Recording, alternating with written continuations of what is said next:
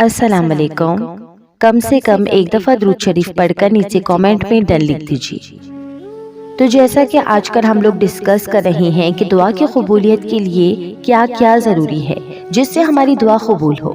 जैसा कि कल की मेरी वीडियो के पार्ट 2 में मैंने आप लोगों के साथ शेयर किया था कि दुआ बहुत ही तवज्जो और यकसुई के साथ मांगनी चाहिए। दिल की हुजूरी के साथ, दिमाग की हुजूरी के साथ, जिस्म जान की हुजूरी के साथ मांगनी चाहिए। और उससे पहले मैंने एक और वीडियो बनाई थी जिसमें मैंने ये बताया था कि दुआ के लिए यकीन बहुत ज़रूरी है। यानी अब जब भी दुआ मांगे ये यकीन रखें कि आप अल्लाह ताला से जो भी मांग रहे हैं वो आपको ज़रूर मिलेगा। और आज के इस वीडियो का पार्ट 3 है और इसमें मैं आपको बताऊंगी कि दुआ के लिए वो कौन से औकात है, यानी किन वक्तों में हमें दुआ मांगनी चाहिए कि अल्लाह ताला हमारी दुआ को जल्द अज जल्द कबूल करे। तो आज के इस वीडियो में हम यही डिस्कस करेंगे। तो वीडियो का पार्ट 1 और पार्ट 2 आपको इस वीडियो के डिस्क्रिप्शन में मिल जाएगा, आप वहां से देख सकते हैं। चलिए अब वीडियो को स्टार्ट करते हैं। तीसरी शर्त या तीसरा नुक्ता या तीसरा अदब क्या है कि वो 6 औकात, कि आप उन 6 औकात में किसी भी वक्त दुआ करें। अब मैं आपको बताती हूँ कि वो 6 औकात कौन से हैं। ये 6 औकात ऐसी हैं जिनमें दुआ कबूल हो जाती है और कभी रद्द नहीं होती। लिहाजा दिल को हाजिर रखने के साथ साथ जो दूसरी चीज़ है वो है वक्त का इंतखाब, कि किस वक्त आप दुआ मांगे, कौन सा सूटेबल टाइम है कि जिसमें आप दुआ मांगेंगे और अल्लाह ताला आपकी दुआ को कबूल कर लेंगे।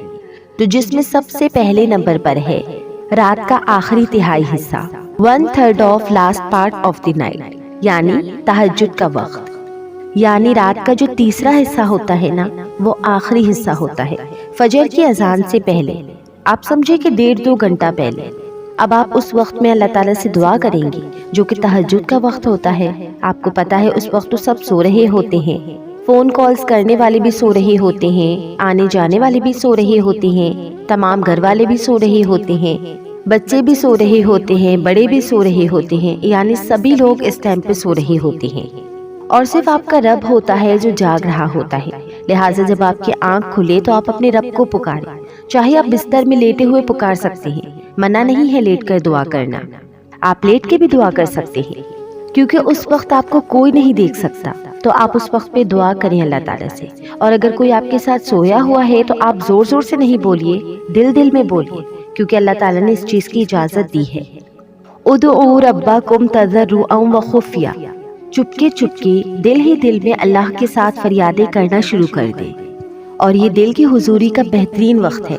हदीस में आता है कि हमारा रब तबारक व तआला हर रात आसमान दुनिया पे नुज़ूल फरमाते हैं। जब रात का आखिरी तिहाई हिस्सा बाकी रह जाता है तो वो आवाज़ देता है कोई जो मुझसे दुआ करे तो मैं उसकी दुआ को कबूल कर लूँ।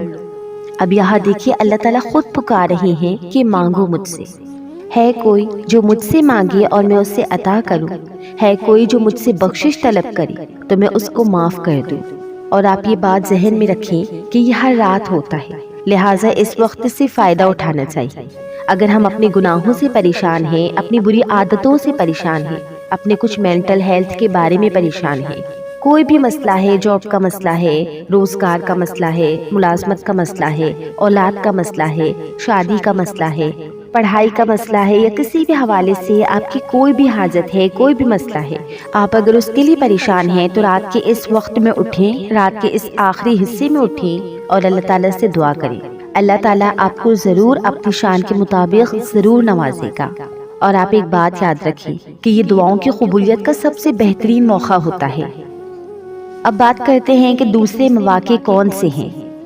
इब्ने कय्यूम कहते हैं और हदीस में भी आता है कि अजान का वक्त, अजान के वक्त आप ज़रूर दुआ मांगा करें।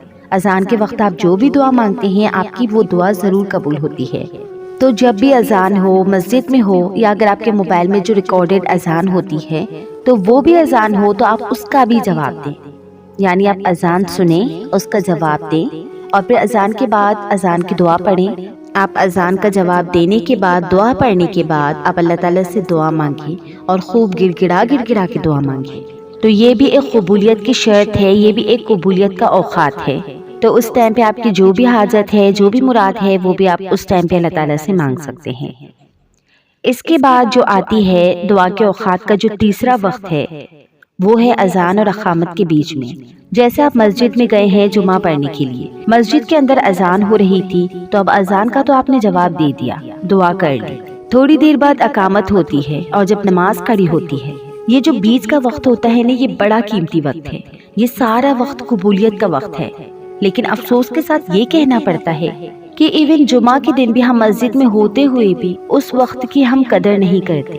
ارے وہ وقت قبولیت کا ہوتا ہے، لہٰذا آپ کا دل اگر بوجھل ہے، آپ پریشان ہیں، ڈرائیو کیجئے اور جائیے مسجد میں جا کر بیٹھ جائیے، اذان سنیے، اذان اور اقامت کے بیچ میں خوب اللہ تعالیٰ سے رو کر دعا کیجئے اور پھر نماز پڑھ کر واپس آ جائیے۔ عورتوں کا مسجد میں آنا منع نہیں، اور امہات المومنین کو دیکھیے، صحابیات کو دیکھتے ہیں تو وہ سب مسجد جاتی تھی، ایون کہ فجر کی نماز میں بھی شریک ہوتی تھی، عشاء کی نماز میں بھی شریک ہوتی تھی، اور ہمارے نبی صلی اللہ علیہ وسلم نے فرمایا کہ تم عورتوں کو مسجد آنے سے مت روکو۔ لہٰذا یہاں اگر آپ کے گھر کے اندر آپ کو نماز میں سیٹسفیکشن نہیں ہوتی تو آپ اللہ کے گھر بیت اللہ شریف جانا تو دور کی بات ہے، وہاں تو ہر وقت دعائیں قبول ہوتی رہتی ہیں، لیکن یہاں بھی جو آپ کی لوکل مساجد ہیں ان کو بھی آپ آباد کیجیے۔ کتنا افسوس کی بات ہے کہ رمضان میں لوگ مسجد خوب جاتے ہیں، خوب نمازیں پڑھتے ہیں، مگر جیسے ہی رمضان ختم ہوا، آپ کسی بھی وقت جا کے دیکھ لیں، یعنی عصر کے وقت جا کے دیکھ لیں، چند نمازی ہوں گے، مغرب کو جا کے دیکھیں، فجر کو جا کے دیکھیں، گنتی کے نمازی ہوں گے۔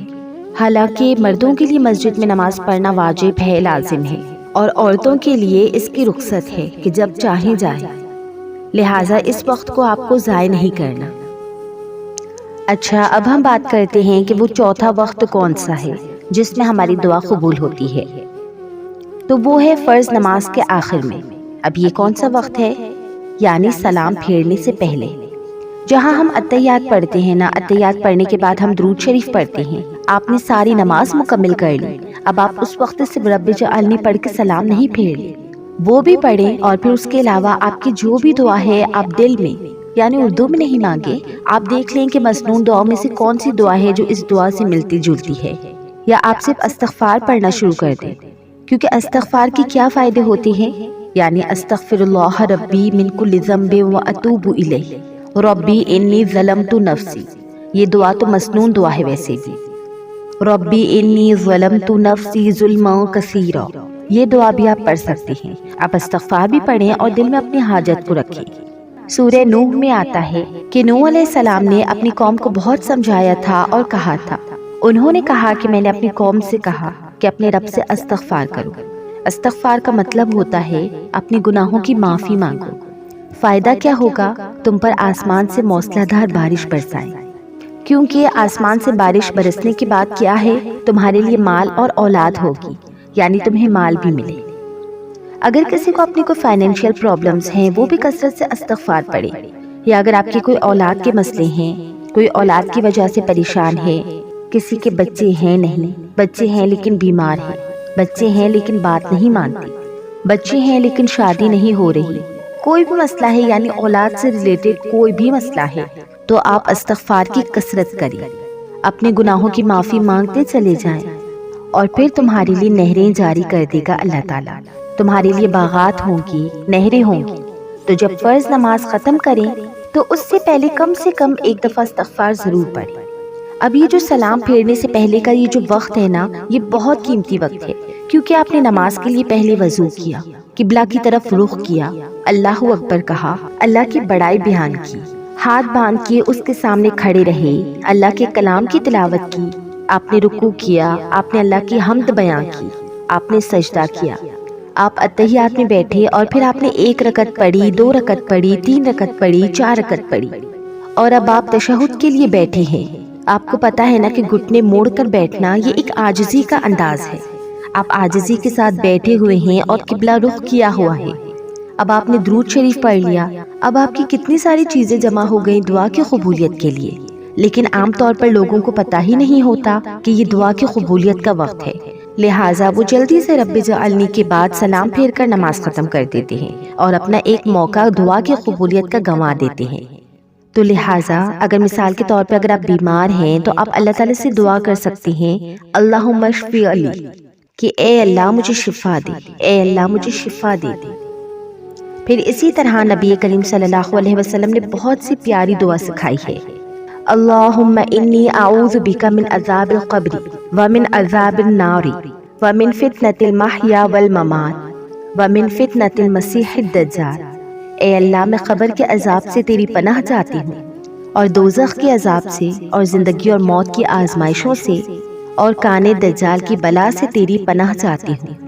تو یہ جو دعا ہے نا، یہ لازم پڑھ لینی چاہیے ہر نماز کے بعد، کیونکہ ہم دنیا کے مسائل پہ تو پریشان رہتے ہیں، جبکہ ہم لگژریز گھروں میں رہتے ہیں، ہمارے پاس اچھے اچھے کھانے کو کھانے ہیں، ہمارے پاس اچھے اچھے پہننے کو کپڑے ہیں، ہم ایک پرامن ملک میں بھی رہتے ہیں، مگر ایک چھوٹا سا بھی مسئلہ آ جائے تو ہماری سر پہ آ جاتی ہے، اور باقی ساری نعمتیں ہم بھول جاتے ہیں کہ ہمارے آگے کیا ہونے والا ہے۔ قبر میں تو ہم تنہا ہوں گے نا، وہاں تو کوئی ساتھ نہیں ہوگا، لہٰذا وہاں کی تکلیف اور وہاں کے عذاب اور وہاں کی مشکلات کے بارے میں بھی دعا کیا کریں۔ قیامت کے دن جہنم کی سزا سے بچنے کی دعا کریں، پھر اسی طرح گناہوں سے بچنے کی دعا کریں۔ تو یہ بہت جامع دعا ہے۔ تو یہ جو دعا میں نے آپ لوگوں کو ابھی بتائی ہے، یہ دعا آپ ہر نماز کے بعد یعنی سلام پھیرنے سے پہلے آپ یہ ضرور کیا کریں، اور اس کے بعد سلام پھیرا کریں۔ اچھا جی، اب ہم بات کرتے ہیں کہ دعا کی قبولیت کا 5واں وقت کون سا ہے جن میں ہماری دعا قبول ہوتی ہے۔ ابن قیم کہتے ہیں کہ 5واں وقت جمعہ کا دن ہے۔ جمعہ کے دن میں 2 اوقات ایسے ہوتی ہیں کہ جب دعا قبول ہوتی ہے۔ ایک جب امام منبر پہ چڑھ رہا ہوتا ہے، اس وقت سے لے کے جمعہ کی نماز مکمل ہونے تک، تو آپ مسجد میں پہلے سے ہی چلے جائیں اور اس وقت دعا شروع کر دیں جب امام اپنا خطبہ شروع کرتا ہے اور جس وقت اذان ہوتی ہے۔ نبی کریم صلی اللہ علیہ وسلم نے فرمایا کہ جمعہ کے دن ایک گھڑی ایسی بھی آتی ہے کہ اگر وہ کسی بندے مسلم کو اس حال میں میسر آ جائے کہ وہ اللہ تعالیٰ سے خیر کا سوال کر رہا ہو تو اللہ اسے وہ چیز ضرور عطا کرتے ہیں۔ اچھا جی، اب وہ دوسری گھڑی ہے عصر سے لے کر مغرب تک کا جو وقت ہوتا ہے، اس کے بیچ کا وقت، وہ دعا کی قبولیت کا وقت ہے جمعہ کے دن۔ لہٰذا اگر آپ کی کوئی بھی حاجت ہے، آپ کی کوئی بھی پریشانی ہے، تو اس وقت کو بھی آپ استعمال کر سکتے ہیں دعا کی قبولیت کے لیے۔ تو کیا ہے دعا کی قبولیت کا 6واں وقت کون سا ہے؟ عصر سے مغرب کے بیچ کا جو وقت ہوتا ہے جمعہ کے دن، اس وقت بھی آپ اپنی دعائیں کر سکتے ہیں، اپنی حاجتیں، اپنی مرادیں اللہ تعالیٰ سے ان اوقات میں مانگ سکتے ہیں۔ تو یہ تھے وہ 6 اوقات جو میں نے آپ لوگوں کے ساتھ شیئر کر لیے۔ تو آپ ان اوقات میں اللہ تعالیٰ سے خوب رو رو کر، گڑ گڑا کر دعا مانگا کریں، اور پورے یقین کے ساتھ مانگا کریں کہ آپ جو مانگ رہے ہیں وہ آپ کو ضرور ملے گا۔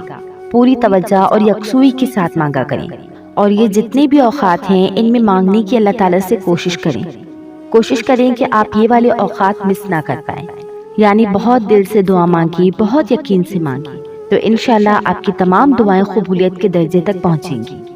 امید ہے کہ آپ کو یہ والے اوقات بھی سمجھ میں آ گئے ہوں گے۔ اور جو پہلے اوقات میں نے آپ لوگوں کے ساتھ شیئر کیے ہیں، جیسے کہ پہلی ویڈیو کے پارٹ 1 میں اور اس کے بعد پارٹ 2 میں، ان دونوں کا لنک بھی آپ کو اس ویڈیو کے ڈسکرپشن میں مل جائے گا۔ ویڈیو اچھی لگی تو ویڈیو کو لائک کریں، اپنے دوستوں کے ساتھ شیئر کریں، اور اس کے علاوہ میرے چینل کو سبسکرائب کریں اور میرے چینل کو بھی اپنے دوستوں کے ساتھ شیئر کریں تاکہ آپ بھی کار خیر میں شامل ہو جائیں۔ جزاک اللہ خیرہ۔